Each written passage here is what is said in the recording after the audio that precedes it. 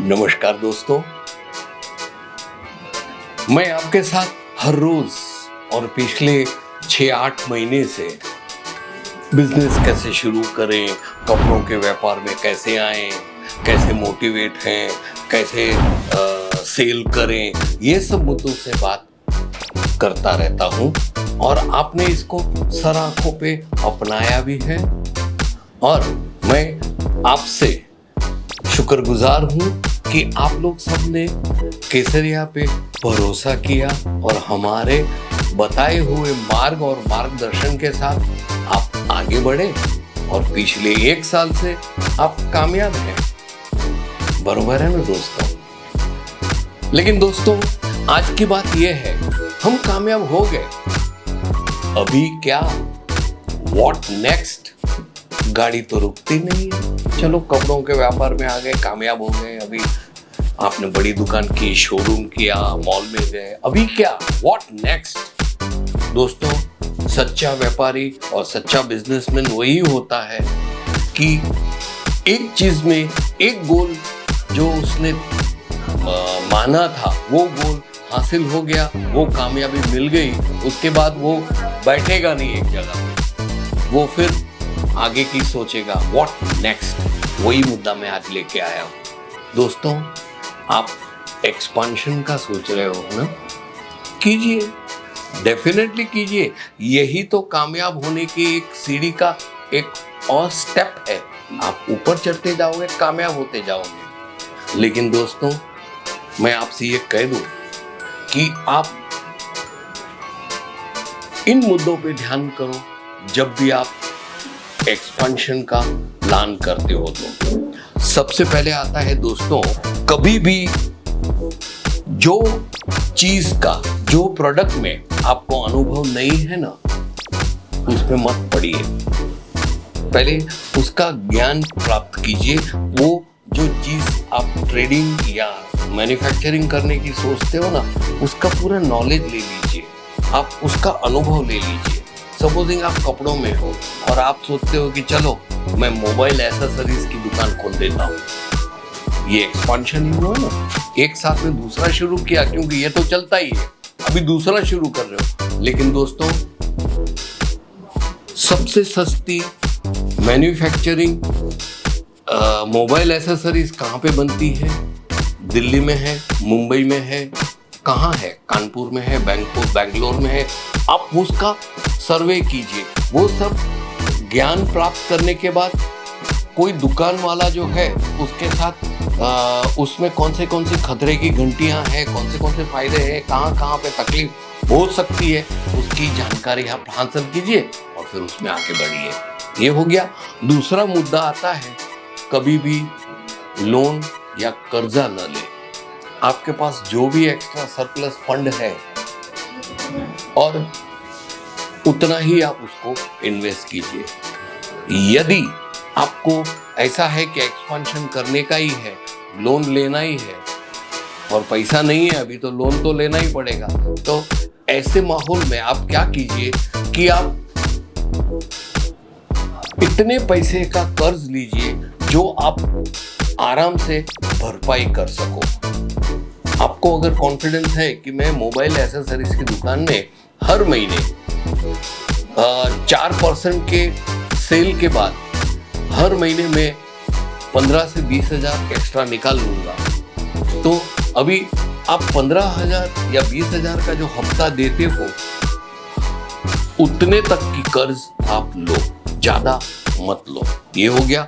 तीसरा पॉइंट है, आप अपनी प्रोडक्शन पे और सेल्स पे कड़ी नजर रखें। स्टेप बाय स्टेप रोज कंप्यूटर पर फिगर लीजिए। कल क्यों कम था, आज क्यों ज्यादा हुआ, आज क्यों ज्यादा की जगह कम हुआ, बिजली की कटौती क्यों हुई, क्या प्रॉब्लम था, कितने कारीगर एब्सेंट थे, कितने कारीगर आए, ये सब आप सुपरविजन कीजिए। डायरेक्टली एकदम मॉनिटर कीजिए। इसमें आपका सब प्रत्यक्ष एक स्टाफ मेंबर से मिलिए, एक आदमी से मिलते रहिए और आगे बढ़िए। और परोक्ष की तरह भी फेस टू फेस नहीं मिल सकते हो तो अपनी चैम्बर में बैठ के मोबाइल फोन से सुपरवाइजरों से बात करो, इनसे बात करो और ध्यान रखो कि क्या हलचल और किधर हिलचाल होती है। ये एक्सपेंशन प्लान में आपको काम आएगा। आपके कर्ज को हमेशा नियंत्रण में रखो। हमेशा जो ईएमआई आता है हर महीने उसको कैसे नियंत्रण में रखें। देखिए कि आपकी स्टेशनरी है या रॉ मटेरियल है या तो फिर तनख्वाह इंसेंटिव उसमें ज़्यादा नहीं होता है ना, उससे कर्ज बढ़ सकता है, उसको नियंत्रण में रखो। दोस्तों, ये बात मुद्दे जो मैंने बताए हैं ना, इससे मैं एक सच्ची घटना पे आपका ध्यान केंद्रित करना चाहता हूँ। जी हाँ दोस्तों, आप ध्यान से सुनिए और आपको भी एहसास होगा कि नहीं, मैंने जो मुद्दे बताए थे वो सही है। एक बड़े ही व्यापारी थे, उनका नाम था नंदलाल धूत। नंदलाल धूत उनका नाम था। उन्होंने 1955 में गंगाधर शुगर मिल्स करके अपनी शुगर की फैक्ट्री मतलब शुगर मिल शुरू की। उन दिनों में उन्होंने शुगर मिल्स के लिए इंपोर्टेड मशीनरीज लगा के एकदम फास्ट प्रोसेस में शुगर बने, ऐसा उसने आयोजन किया और उसमें वो सफल रहे। उसके 3 बेटे थे। उसमें से सबसे बड़ा था वेणुगोपाल धूत। 1986 में 1986 में 55 से लेके बच्चे बड़े हुए, पढ़े, कामयाब हुए अपनी स्टडीज में और फिर फादर के साथ बिजनेस में जुड़े। और 1986 में वो लोग ने मतलब वेणी जी ने अपने 2 भाइयों के साथ ट्रेडिंग बिजनेस शुरू किया जिसका नाम था अधिगम ट्रेडर्स करके शुरू किया। और ट्रेडिंग करते करते वो लोग ने पेपर रोल्स बनाए। पेपर रोल्स बनाते उनका नजर गया कि एक्सपेंशन किया जाए। व्यापारी है ना, व्यापारी कभी एक शांत नहीं बैठेगा। उसने एक्सपेंशन की सोची और उन्होंने टेलीविजन की पिक्चर ट्यूब बनाना शुरू किया। और हिंदुस्तान में जितने भी टेलीविजन मैन्युफैक्चरर्स थे, जैसे फिलिप्स थे, कैलविनेटर थे, फिर क्राउन टीवी था उन दिनों में, फिर था एक 3-4 प्रोडक्ट थी, उनको वो पिक्चर ट्यूब डायोनारा, यस याद आया, डायोनारा टीवी बहुत चलता था, ब्लैक एंड व्हाइट, तो वो सबको पिक्चर ट्यूब वो सप्लाई करते थे। अभी ये वेणी जी तो पक्का बिजनेसमैन का पक्का बेटा था, वो शांत कैसे बैठेंगे। उसने सोचा यार टेलीविजन का सबसे अहम पुर्जा है पिक्चर ट्यूब, बाकी तो छोटी छोटी इलेक्ट्रॉनिक जो सर्किट्स होती हैं वो लगा दो तो टेलीविजन तैयार। तो अगर मैं पिक्चर ट्यूब इन सबको मैं डिस्ट्रीब्यूट करता हूँ, सेल करता हूँ, तो क्यों ना मैं टीवी बनाऊं। उन्होंने कलर टीवी बनाने की शुरू की और कामयाबी उसमें भी मिली। और 1987 में हिंदुस्तान का पहला कलर टीवी आया, वीडियोकॉन। जी हाँ, ये पूरी कहानी वीडियोकॉन की है कि जो एक व्यापारी एकदम कामयाब था, उससे बिल्कुल नीचे कैसे आ गया, उसकी कहानी मैं आपको बता रहा हूं। जो मैंने पहले जो वाक्य बताए थे उसके आधार पे ही है। दोस्तों, वीडियोकॉन जैसे ही कामयाब हुआ तो ये था व्यापारी, उन्होंने 1987 में जो पहला वीडियोकॉन कलर टीवी दिया और 1990 तक उन्होंने तो तहलका मचा दिया। जो भी बोलो बस उनको एक ही चाहता था, आपके घर में कौन सा टीवी लेना है, हमको तो सिर्फ वीडियोकॉन लेना है, सब यही बोलते थे और धनाधन बिक्री होने लगी। उन्होंने क्या किया, अभी व्यापारी का बेटा है तो उसने शुरू किया एक्सपेंशन का प्लान।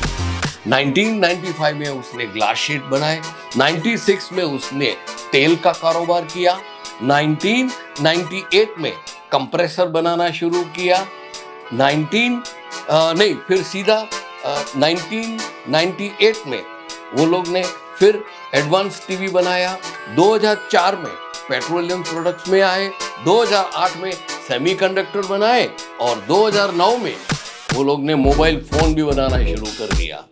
दोस्तों, ये देखिए इनका तरीका, जब देखा कि जहां हाथ डालते हैं वहां सोना होता है, तो एक के बाद कामयाबी सर करते करते 2009 तक तो पूरी दुनिया को जीतने की सोची।